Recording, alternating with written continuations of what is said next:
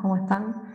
Mi nombre es Ivana Macri, soy licenciada en Biología y como becaria doctoral formo parte del INTA Castelar, particularmente del Instituto de Ingeniería Rural y también del Laboratorio de Insectos Sociales de la UBA.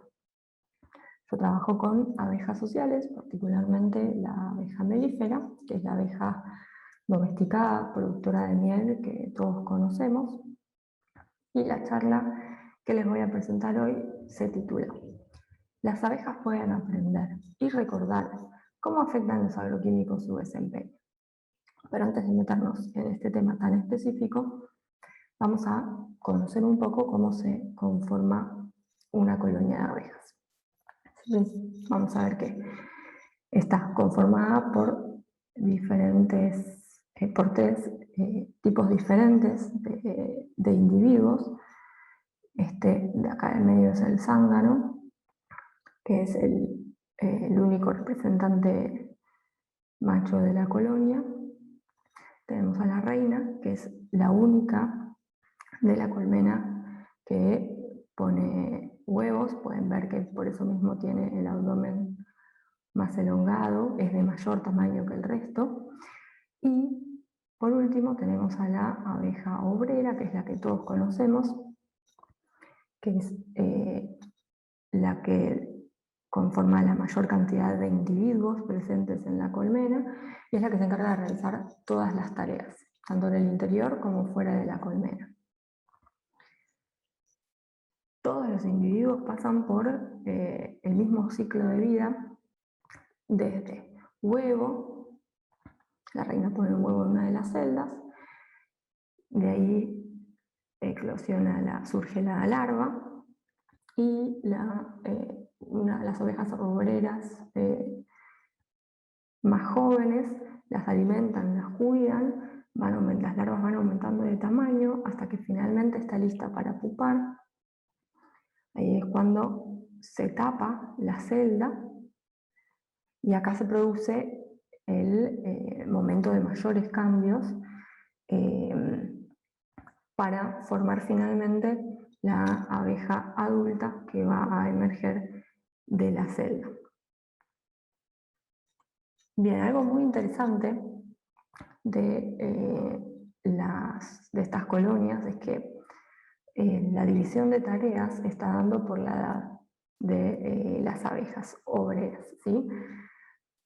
Tienen una duración de aproximadamente 40 días, ¿sí? Eso es lo que viven las obreras, y una obrera se encarga de realizar todas las funciones, depende de qué edad tenga, ¿sí? Por ejemplo, acá tenemos un esquema donde podemos ver que las primeras funciones que cumple una obrera es la limpieza y, por otro lado, la alimentación y cuidado de las larvas. Después se encarga de tareas relacionadas al procesamiento del alimento y de producción de cera, para finalmente, cerca de los 20 días, salir al exterior y cumplir tareas de defensa de la colmena como guardianas. Y por último, el rol principal es el de salir a buscar el alimento, ¿sí? Son las abejas recolectoras que vemos habitualmente en las flores. Y ahora, ¿cómo es la colmena? Yo les voy a hablar particularmente de la colmena hecha por el hombre para la domesticación de la abeja, ¿sí? Que son básicamente cajones de madera con cuadros colocados verticalmente, son en general 9 cuadros, y la abeja reina pone los huevos principalmente en los cuadros centrales. Acá pueden ver un detalle donde se ven, como les comentaba, las celdas donde la reina pone los huevos. Acá estos que están abiertos significa que hay huevo o larva. Acá están las abejas nodrizas cuidándolos, Y estas celdas que están cerradas, es una tapa de cera que le colocan las nodrizas para que transcurra su etapa de pupa antes de formar el adulto. Y por otro lado, más hacia los márgenes, hacia los costados de la colmena, van a estar los cuadros con el alimento. Acá se pueden ver en detalle los colores del polen en las distintas celdas. Acá seguramente que se ven estas celdas como brillosas, posiblemente haya néctar. Y acá donde están concentradas las abejas, no se ve porque justamente ellos las están tapando, se ubica la miel. ¿Sí? En general es polen y miel. Y hacia los costados de la colmena.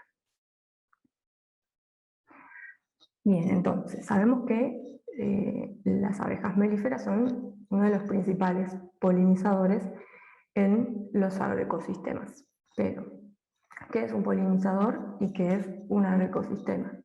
Por un lado, la función del polinizador es ayudar a la formación del fruto. Dado que la abeja pasa de una flor a otra, va llevando ese polen que permite la fecundación y en última instancia la formación del fruto. Por eso es tan importante para los cultivos. Y justamente los cultivos conforman lo que son los agroecosistemas. Acá podemos ver un apiario con varias colmenas que están ubicadas en un campo con cultivo, en este caso particular, de soja. Una de las características de los agroecosistemas es que, por un lado, hacen un alto uso de agroquímicos y por el otro, que reducen la variabilidad floral, dado que se cultivan diferentes especies de interés económico, por ejemplo, como la fotosoja, también puede ser maíz, girasol, y se reducen las especies de plantas que pueden generar una competencia para ese cultivo. ¿Sí? Son especies silvestres que están en esa zona y que pueden competir con el cultivo por el uso del suelo. Entonces, cuando la abeja está tomando los recursos de las flores de los cultivos, pueden estar en contacto con agroquímicos y llevar residuos de esos agroquímicos a la colmena a través del néctar y del polen, y eso puede ir acumulándose en la colmena. Bien, pero yo estoy hablando de agroquímicos y quizás no saben qué son. Entonces, los agroquímicos son productos químicos producidos por el hombre para poder potenciar y ayudar al crecimiento de esos cultivos de la manera más óptima posible. Los agroquímicos más utilizados son los herbicidas, los insecticidas y los fungicidas. Como les decía antes, los herbicidas lo que hacen es eliminar a las otras plantas de la zona para que no compitan con los cultivos. Pero ustedes me dirán si el cultivo también es una planta, porque no se ve afectada por los herbicidas. Bueno, esto es porque los cultivos que se siembran tienen desarrollado una tolerancia a estos herbicidas, de manera que no se ven afectadas por estos productos, no así las plantas silvestres que están compitiendo entonces por el recurso. Por otro lado, los insecticidas se utilizan para eliminar las posibles plagas animales, como las chinches, por ejemplo, o diferentes orugas de polillas, por ejemplo, que se alimentan pueden alimentarse de las hojas y generar un estrés en la planta que el productor quiere evitar.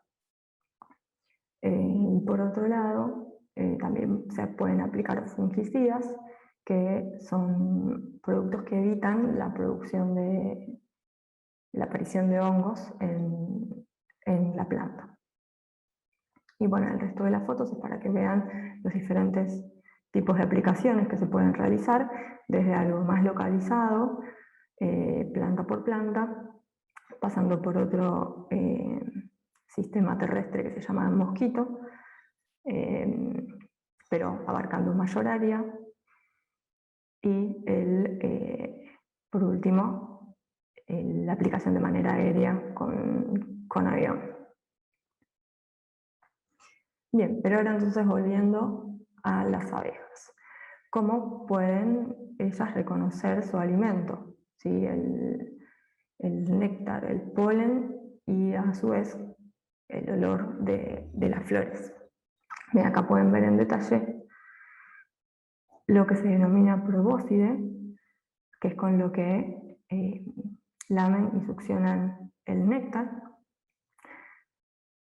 Pero algo muy importante son también las antenas, ¿sí? Que es con ellas con las que pueden percibir el contenido de azúcar en el néctar de las flores y los olores florales. ¿Sí? Acá también pueden ver cómo llevan el polen, arman estas bolitas que quedan,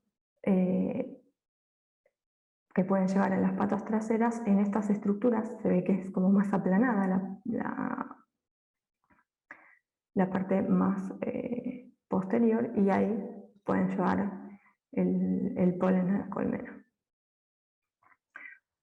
Bien, pero ahora entonces, ¿cómo hacemos los científicos para poder ver este efecto que yo le comentaba al principio de los agroquímicos en la capacidad de la abeja para, por un lado, reconocer el azúcar presente en el néctar de las flores, y por el otro, asociar el olor de la flor a ese azúcar que ellos pueden colectar en el néctar? Entonces, el